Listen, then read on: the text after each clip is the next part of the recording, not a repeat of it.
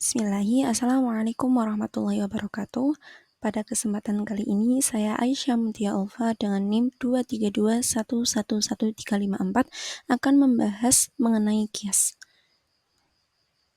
Sebelumnya, kias is a systematic form of reasoning law. It starts with the use of personal opinion, ra'yu, in case lay covered in an explicit text, nas. Dalam kata lain, nah, definisi daripada kias itu sendiri sebelum kita masuki bab mengenai kias, kias adalah penalaran sistematis dalam hukum Islam, dimulai dengan penggunaan ra'yu atau akal dalam hal yang tidak termaktub dalam nas atau Al-Quran dan Sunnah.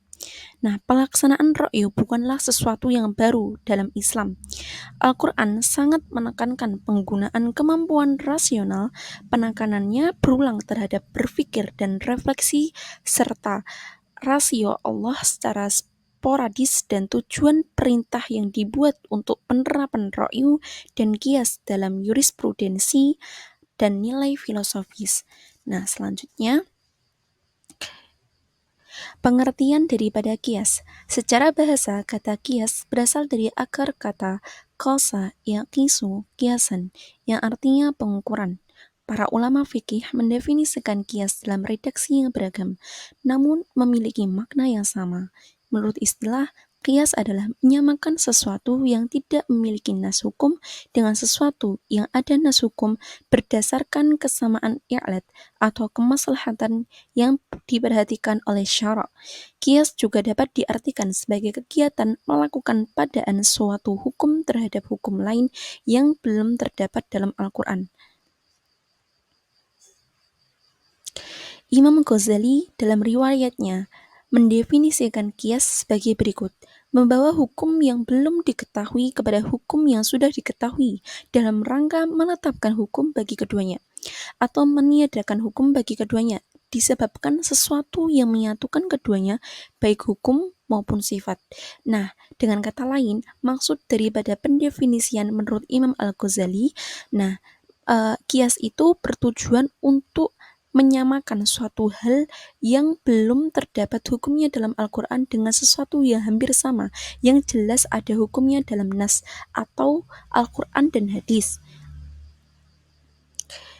Selanjutnya, landasan Quran yang mengatur tentang kias. Firman Allah Subhanahu wa taala yang dijadikan landasan dibolehkannya kias menjadi cara penetapan hukum adalah dari Al-Qur'an surah An-Nisa ayat 59 yang berbunyi, A'udzubillahi minasyaitonirrajim. Bismillahirrahmanirrahim. Ya ayyuhalladzina amanu athi'ullaha wa athi'ur rasul wa ulil amri minkum fa in tanaza'tum fi syai'in farudduhu ila Allah والرسول إن كنتم تؤمنون بالله واليوم الآخر ذلك خير وأحسن تأويلا صدق الله العظيم صدق الله. An-Nisa ayat 59. Nah, maksud daripada ayat ini ialah Allah memperbolehkan adanya kias dengan cara penetapan hukum dari Al-Quran sebagai landasan utama. Jadi ya, nggak apa-apa selama itu tidak bertentangan dengan Al-Quran dan hukumnya itu diambil dari peristiwa yang jelas ada hukumnya dalam Al-Quran, itu diperbolehkan asalkan tidak bertentangan dan itu sesuai dengan syarak, jelas sifatnya. Selanjutnya, macam-macam dari kias, yakni ada kias akli dan kias syar'i. Kias akli, kias ini berorientasi pada pengembangan akhlak. Nah, maksud di sini adalah berorientasinya itu dalam hal pembahasan akhlak.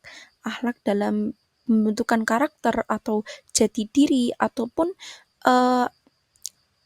sifat yang tercermin dalam pribadi seorang umat Islam. Nah, selanjutnya ada kias syar'i.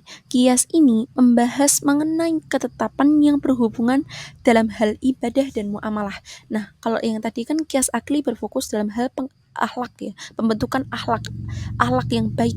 Nah, kias syar'i sendiri dia tuh berfokus dalam hal ketetapan hukum syariat yang cenderung mengarah pada hal ibadah dan muamalah. Nah, Dari kedua macam ini tetap pada dasarnya berlandaskan pada Al-Quran dan As-Sunnah dan sesuai dengan kesepakatan seluruh ulama tanpa adanya sebuah pertentangan. Jadinya emang semua ulama tuh menyetujui gitu.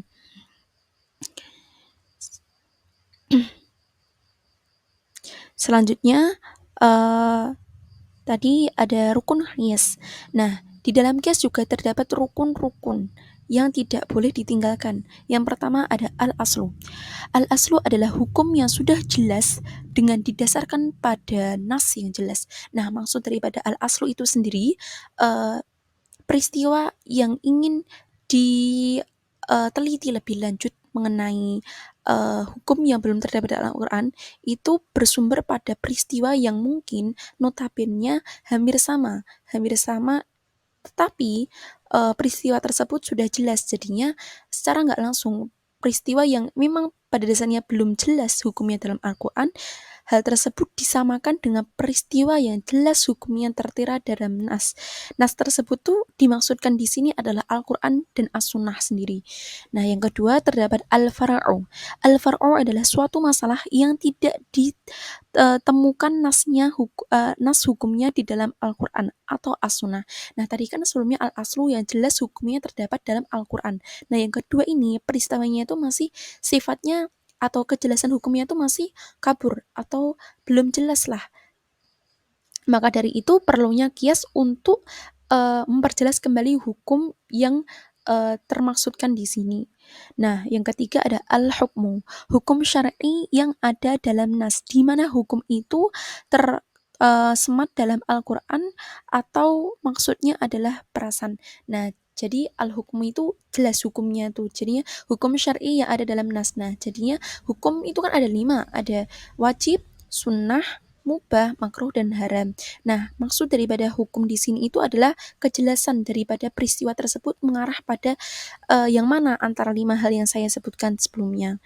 Nah, yang terakhir ada al-i'lad. Al-i'lad adalah kesamaan sifat hukum yang terdapat dalam al-aslu dan juga pada al-far'u. Nah, al-i'lad ini terdapat kesamaan dalam hal peristiwanya. Nah, di sini bukan berarti sama itu harus sama gitu ya, tetapi boleh jadi peristiwa tersebut hampir sama pemaknaannya. Maka dari itu, perlunya penafsiran lebih lanjut mengenai hukum yang belum terdapat dalam Al-Quran dengan sesuatu peristiwa yang sudah jelas tertera hukumnya dan telah diatur dalam Al-Quran dan As-Sunnah. Yang terakhir, mengenai kesimpulan daripada qiyas. As an Islamic law argument, qiyas is a solution to various legal cases which are not explicit mention in religious text. Nah, maksud daripada qiyas itu sendiri adalah qiyas merupakan salah satu hukum dalam Al-Quran. Nah, perlu kita ketahui lebih lanjut mengenai hukum atau sumber daripada hukum yang dalam Islam itu ada 4. Yang pertama ada Al-Quran, dan yang kedua ada As-Sunnah atau hadis, yang ketiga ada ijma, yang terakhir ada qiyas yang menggunakan akal atau ra'yu sebagai rasio. Nah, maksud daripada qiyas itu sendiri di sini adalah menyamakan atau memperjelas hukum yang belum terdapat. Hukum di sini adalah suatu peristiwa yang masih samar hukumnya. Nah, memperjelas suatu hukum dalam hal peristiwa ataupun kejadian tertentu yang belum terdapat atau belum termaktub dalam Al-Quran. Jadinya di sini tuh mencari kejelasan daripada hukum yang peristiwanya itu belum terdapat dalam Al-Quran. Nah, di sini bukan berarti peristiwanya itu tertera ya, tapi hukumnya itu loh. Hukumnya itu yang menjadi fokus utama dalam hal pembahasan qiyas kali ini. Nah, maka dari itu, selain dalam pembahasan kejelasan hukum, di sini qiyas juga menjadi catatan tersendiri. Nah, qiyas di sini juga memerlukan rasio. Rasio yang harus disetujui atau harus disepakati oleh orang-orang yang bisa dibilang tadi di dalam surah An-Nisa ayat 59, orang-orang yang ahli di bidangnya seperti halnya ulama ataupun mustahid dan lain sebagainya. Maka dari itu pentingnya kita untuk mengetahui lebih lanjut, mengetahui lebih jelasnya mengenai suatu peristiwa yang masih samar hukumnya, masih samar kejelasannya entah itu haram ataupun nanti wajib, sunnah dan lain sebagainya. Maka dari itu kita sebagai umat muslim lebih lanjut untuk mencari tahu lebih detailnya, mencari tahu lebih jelasnya mengenai hukum suatu peristiwa yang masih samar sifatnya. Mungkin sekian presentasi dari saya, kurang lebihnya mohon maaf. Billahi taufik wal hidayah, waridwan inayah. Syukron ila iman kunna. Wassalamualaikum warahmatullahi wabarakatuh.